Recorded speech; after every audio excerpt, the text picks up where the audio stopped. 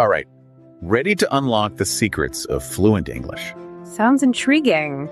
We're going deep today, beyond the textbooks, beyond perfect grammar. This is all about how native speakers actually talk.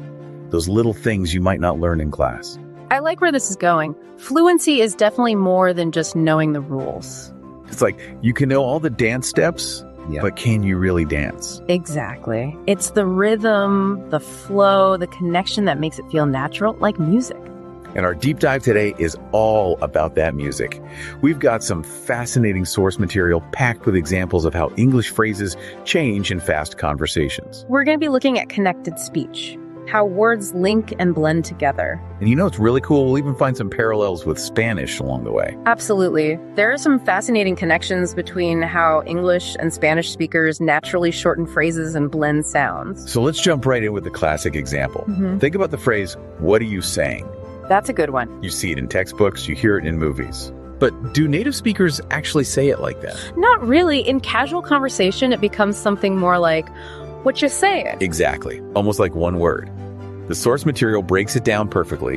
What compresses into whatcha, and the G at the end of saying kind of disappears. It's all about efficiency. Right. Like it takes less effort, it just rolls off the tongue. And it sounds way more natural. Okay, for our Spanish-speaking listeners, think about this. How often do you say para as pa? Oh, all the time. Exactly. Or voy a instead of voy para. It's just faster, more natural. It's the same idea in English. So you're already using connected speech in Spanish. Now let's see how it works in English. Ready for another example? Hit me with it. Let's take the phrase, "Weren't you going to call me?" Okay, classic example. Now, grammatically, weren't you is a contraction of were you not. Right, the formal way of saying it. But in real life, nobody talks like that. No. And you know what else happens? Going to turns into gonna. Ugh, the famous gonna. You'll hear that one everywhere in spoken English. So our textbook phrase becomes, "Weren't you going to call me?" So much smoother. Right. And the source material actually points out how similar this is to contractions and shortened phrases in Spanish.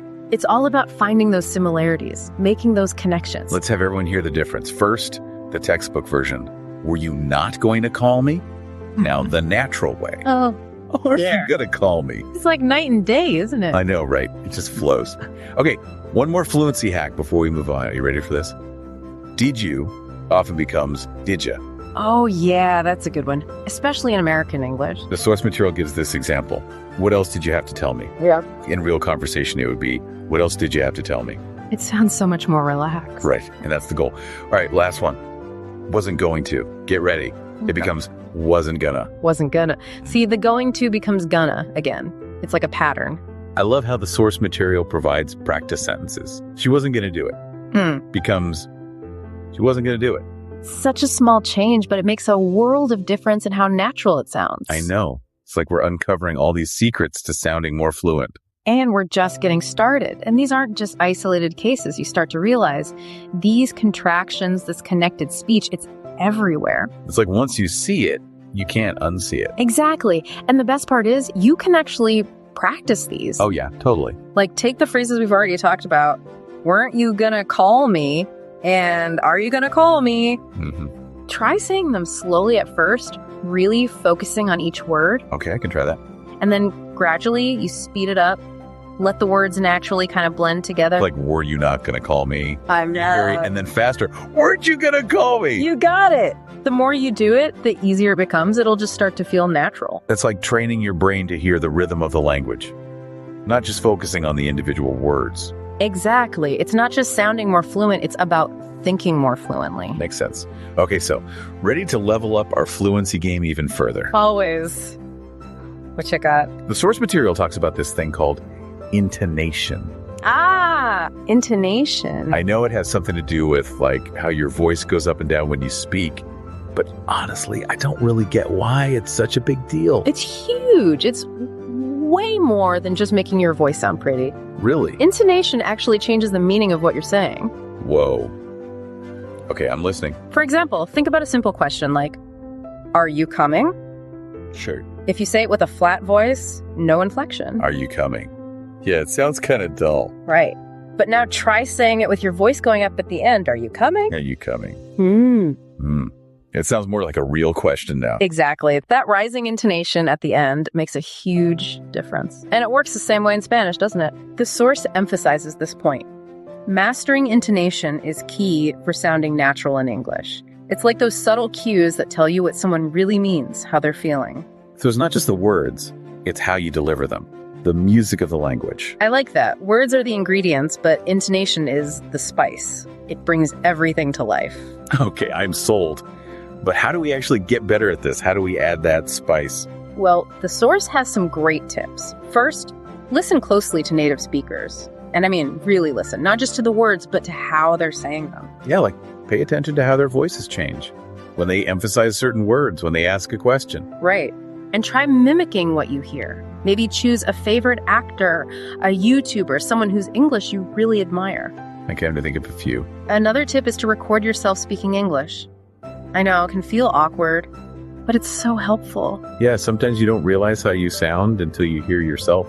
Exactly. And don't be afraid to exaggerate your intonation a bit when you're practicing. Play around with it. See how changing your voice changes the meaning. So it's not just learning, it's playing with the language. That's the spirit. The more you do it, the more natural it'll become. You'll start to internalize those subtle cues that native speakers use without even thinking. I love that we're not just talking about English, we're talking about communication in general. Like these are skills that can help you in any language. Totally. Connecting with your audience, making sure your message comes across clearly, that's what it's all about. This has been so eye-opening. It's like we've been given a whole new perspective on fluency. And there's still more to explore. Remember, the source material also mentioned this idea of cultural fluency. Cultural fluency, what does that even mean? That's where things get really interesting. It's about understanding the nuances of English-speaking cultures, the idioms, the humor, the unspoken rules of conversation. It's like you can sound like a native speaker, but still not quite get the culture. Exactly, and that can lead to some funny misunderstandings. Oh, for sure. Imagine someone says to you, break a leg. Yeah, if you didn't know what that meant. Right. You might think they're actually telling you to hurt yourself. The first time I heard that, I was so confused. But in English-speaking cultures, it's a way of saying good luck, especially in the theater world. It's like saying mucha mierda in Spanish. Exactly, which literally means lots of shit, but it's actually a good luck wish. Totally makes no sense if you don't know the culture. Idioms are a perfect example of why cultural fluency is so important. The source material really encourages us to pay attention to these, try to understand the meaning behind them, and maybe even start using some in your own conversations. So it's about going deeper, not just the words themselves, but the meaning behind them. It's like adding a whole new dimension to your English. You're not just speaking the language, you're connecting with the culture. I love that. Okay, we've covered so much in this deep dive. Connected speech, intonation, cultural fluency, like a whole new toolkit for sounding more natural in English. And it all comes back to this idea that fluency isn't just about knowing the rules. It's about understanding how the language really works, how native speakers actually use it. So for someone who's listening right now and wants to improve their fluency, where should they start? What's the key takeaway? I'd say the most important thing is to be a curious learner. Listen attentively. Pay attention to those little details. Immerse yourself in the culture as much as you can. Watch movies, listen to music, talk to native speakers if you have the chance. Exactly. And don't be afraid to make mistakes. That's all part of the process. Great advice. And here's a thought for our listeners to ponder. Think about a time when you were talking to someone who was learning Spanish. Did they say anything that made you realize they were still figuring out the cultural side of things? Maybe they used a formal phrase in a casual setting, or they didn't quite get the humor of a joke. Recognizing those moments can help you understand just how important cultural fluency is in your own English journey. Such a good point. It's all about those subtle cues that make a big difference. Well, that's all the time we have for this deep dive. It's been amazing exploring these secrets of fluency. It's been a pleasure. And to our listeners, keep practicing. Keep exploring. Keep those ears open and those tongues moving. Until next time. Thank you for joining us today on English Learning Podcast. I want to congratulate you for taking the time to improve your English. Every step counts, so keep moving forward and don't stop. If you enjoyed this content and want to learn more, make sure to subscribe and hit the like button so we can keep creating videos like this. Let us know in the comments what level of English you're at, and what topics you'd like us to cover in the next episode. Also, check out the links in the description for additional resources to help you keep advancing. See you in the next video. And remember, English Learning Podcast is here to help you reach your English goals. Keep learning.